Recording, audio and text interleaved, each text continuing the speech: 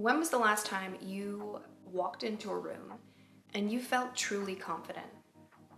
Like you could talk about anything and you could talk to anyone in that room. If you're anything like me, that scenario that I just described has either never happened or it does not happen very often. And as you can see by the title of today's video, I'm going to be talking about something kind of ironic based on what I just said to you. I want to talk about social intelligence and how we can be more socially intelligent. Before we get into the video, I just wanted to welcome those of you who are new. My name is Bridget. On this channel, you'll find me talk a lot about introverts, a lot about social anxiety or anxiety in general, social awkwardness. So don't forget to like this video if you found it helpful or useful. Hopefully you do. Comment below what you want to see more from me and subscribe if you are not already subscribed. So let's get into the video. So what the heck is social intelligence? When I think about social intelligence, I think about success, like people who are very successful, people who are confident, and when they enter a room, their presence is known. I think about someone who can talk about anything, who can talk to anyone, who meets people often, and often when they go places, they know at least one other person there. Now, social intelligence is not something I'm very familiar with. Not until recently, I'd say. If you've seen one of my previous videos, I'll be linking it up here for those of you who haven't checked it out yet. I grew up with something called selective mutism, which is essentially an anxiety disorder in which I had a phobia of speaking. So I wasn't really speaking too frequently for the first 10 years of my life. It wasn't even until I'd say 5 years ago that I felt as though I was like average at best, socially talking. And even more recently, I feel like I've kind of come into this new sense of confidence. So I want to talk to you guys about, I guess, just some of the keys that I really have to remind myself quite often, and things that I've learned that have been super helpful when I'm in public or when I'm in a social situation or when I know I'm going to be around a lot of people. The first one is something that I always struggled with for as long as I can remember: eye contact. It is so important. Not even just important, it's such an easy thing to do, to let that person that you're having a conversation with know that you're interested and know that whatever you're saying is about to have some power. When you make eye contact with a person, you are immediately grabbing their attention. When you're frequently straying away and trying to avoid, that already makes you kind of not only look more awkward, but it takes your attention away from what you're saying. When you're trying to make eye contact with something else that's other than that person, your mind is going somewhere else. You're thinking about somewhere else. So the thoughts and the words that you say are often quite jumbled. At least that's what has been the case for me. When I make eye contact with a person, I'm immediately more engaged. I'm immediately more focused and present in the situation. And when I have that focus and when I have that sense of being present, I'm able to conduct myself better. I'm able to think better. I'm able to, pause at certain parts of my story or the conversation. So it is such an easy thing to incorporate when you're trying to become more socially intelligent or become more socially adept.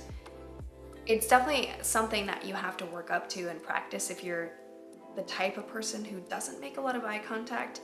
But I'm telling you, you're gonna see a big difference, and a pretty much immediate difference. Another thing that I've learned that is it's an easy thing to do, but I guess it takes a lot more time to do it.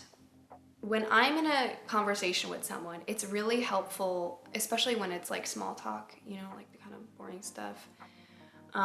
It's really easy to hold a conversation when you're more educated, I guess. And not educated in the sense of like, I went to this great university, I'm super smart, yada, yada, yada. I mean educated as in, you know things, you know like random facts, you read often, you're very curious, you're very knowledgeable, and it could be about like random things.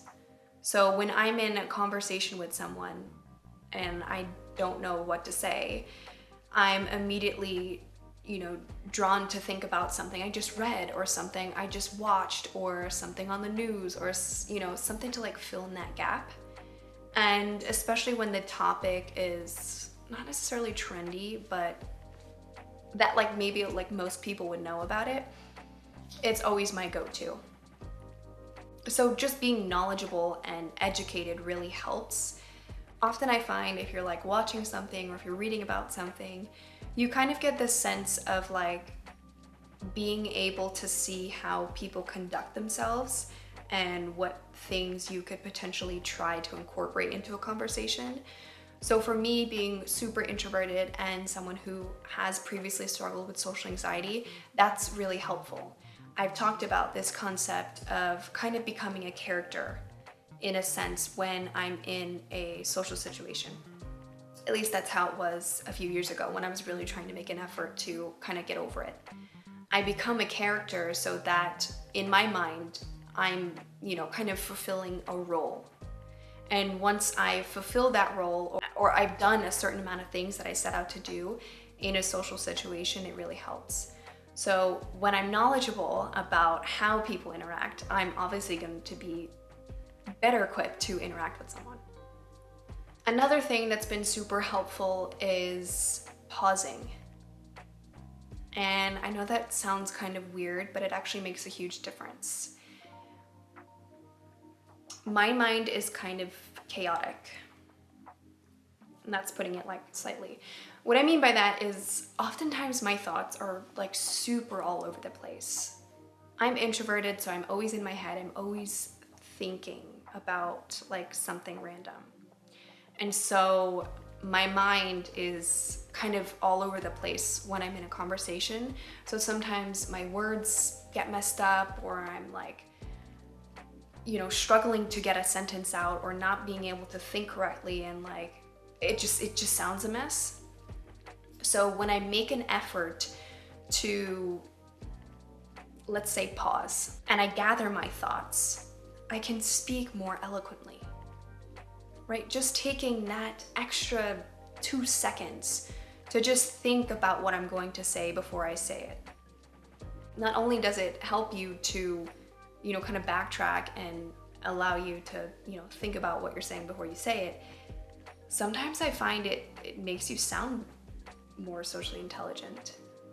When you know when to pause, when you know when to let that person know that they have to guess what you're saying or that it might be an interesting story. And so it's like that eye contact. It's such a subtle thing, but it makes a huge difference.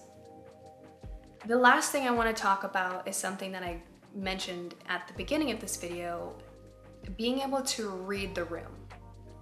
Now, I feel like I've always done a pretty good job at this just because, like I said, when I was younger, I wasn't really speaking too frequently. So I made up for it by being able to, just like hyper analyze the room around me.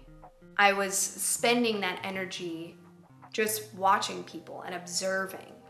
So when I walk into a room or when I'm greeting a group of people, I almost have this sense of like, immediately I know what's okay to talk about and what's not okay to talk about. So being able to read a room is super important when you're trying to be socially intelligent, because going back to the whole educated and knowledgeable thing I was talking about before, it's great to have those things and to know a bunch of things to talk about, but in order to, I guess, be socially adept, you have to say the right thing at the right time.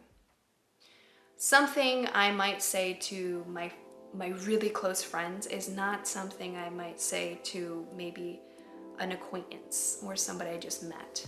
So just being able to read a room, like read the room, dude. You know what I mean? That is important. At the end of the day, I think social intelligence is a matter of how you take it.